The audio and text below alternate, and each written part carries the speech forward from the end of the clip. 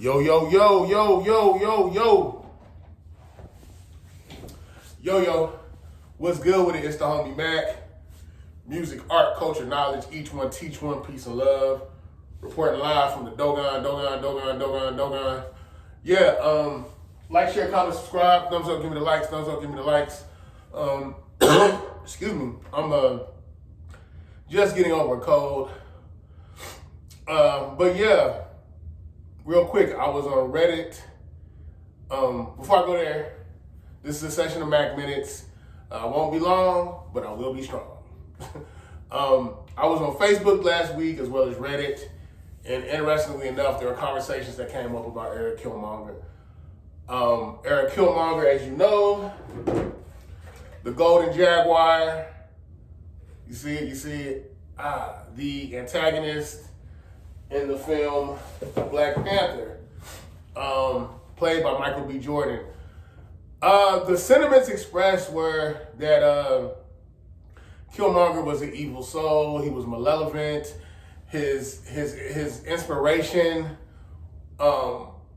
for his methodology was messed up, but his indignation, his anger, his rage was justified. And I'm sitting here, I'm listening to these people talk, and they're saying how basically he wanted to become the colonizer, he wanted to become the imperialist, he was going to employ the egregious military tactics of the colonizer, being that he was was he a Marine? I can't remember. He was in Special Forces. Went to MIT, like just sharp dude, you know. Amongst an elite cast of people. I get what they're saying, but I don't even think what black films have we seen within the past 5-10 years where the black character literally is saying, one of the main black characters is saying, look, our people are oppressed. I'm trying to liberate black people all over the globe. And he calls Wakanda to task, saying, look, man, y'all got this vibranium.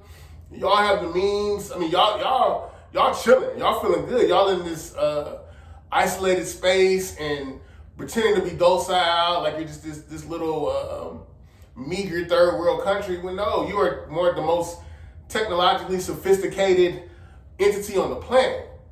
And while you guys have been living in seclusion and living your best life, the people that look like you are suffering. And there was a point when they brought him before the Royal Council, Killmonger was like, T'Challa said, I'm not the king of all people. I have to protect my people. And Killmonger's rebuttal was genius. He said, didn't life start on this continent? Ain't all people your people?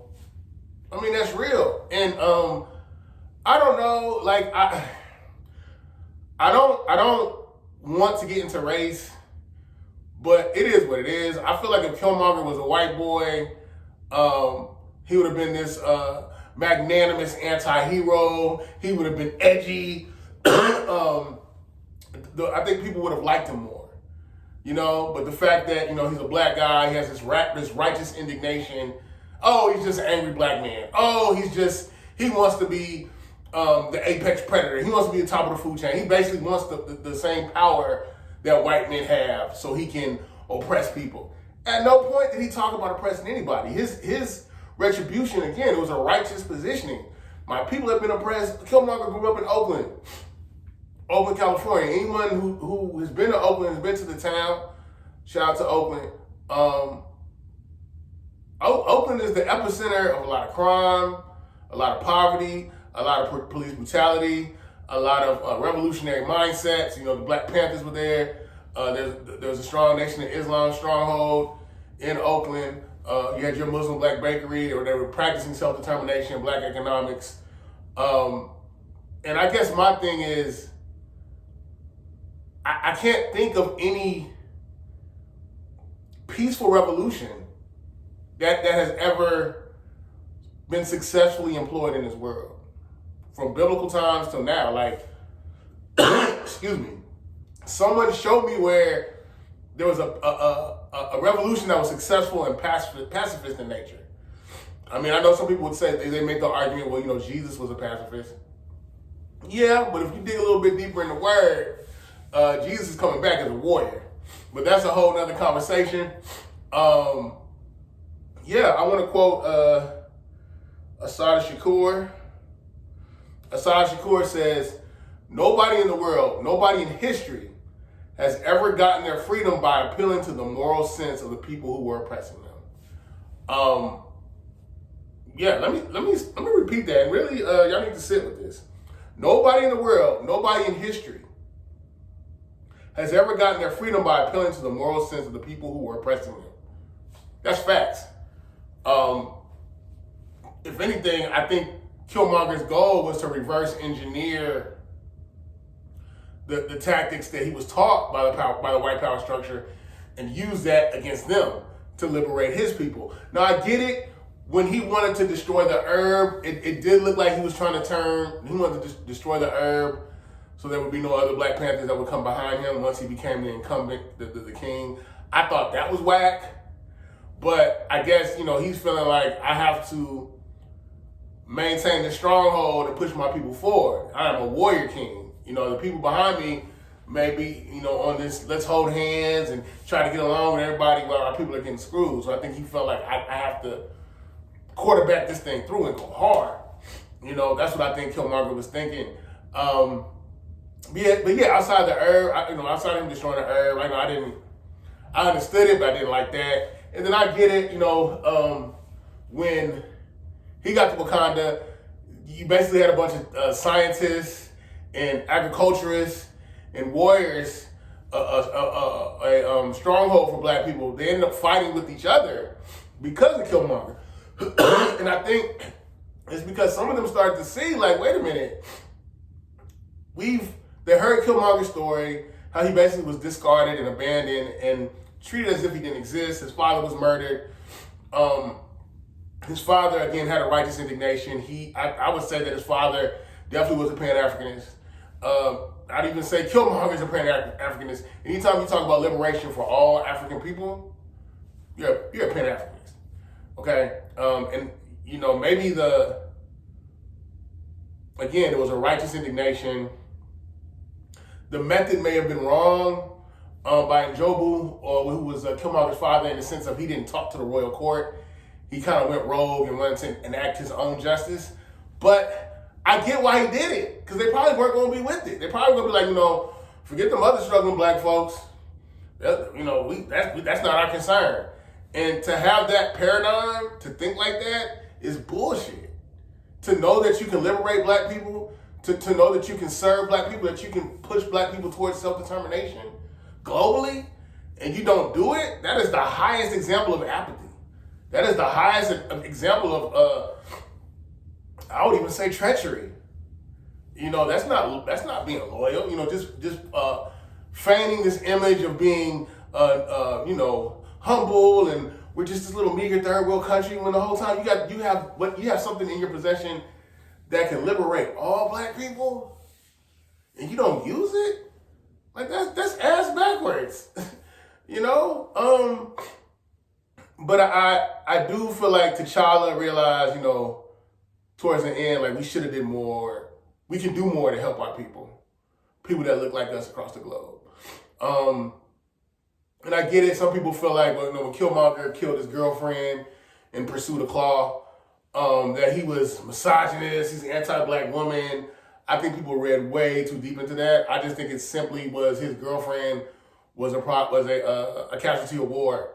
And I think he was so focused on not only liberating Black people, but getting to the throne and,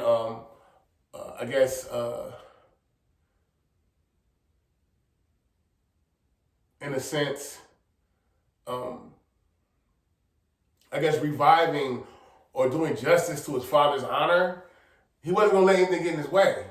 And I think he realized, like, Claw's going to keep this woman as, some type of pawn or tool to use against me. He killed the girl. And I get it, that was harsh. But again, revolution, when it comes to revolution, if anything or anyone gets in your way or can be potentially used against you, you eviscerate it. You know, it is what it is. I have not seen. I think revolutionary justice is its own justice unto itself. I don't think it falls in alignment with this moral compass necessarily. It's by any means necessary. By any means necessary. But yeah, I like the homie Killmonger. I'm interested to see how they bring him back into the Marvel Universe. I know he'll probably be in another one of the Black Panther films at some point. But yeah, each one teach one, peace and love. I feel like Eric Killmonger was right. I feel like he had, again, a righteous indignation. I think he had a heart for justice. I just think it's very interesting how the most oppressed of us, the most disenfranchised, the most disrespected, the most marginalized people in this world, Black people, there's such a huge onus placed on us to be moral and to be fair. But the people that are kicking our ass and oppressing us, not so much or at all. But anyway, so my thing is let's bring charge to the elements of oppression. What the elements that are fomenting or creating this oppression that we become subject to, we need to go hard against that. But it's like Malcolm X said, you know, the issue with a lot of Black people is we all want liberation. Well, I can't even say that. I'm not sure about all of us.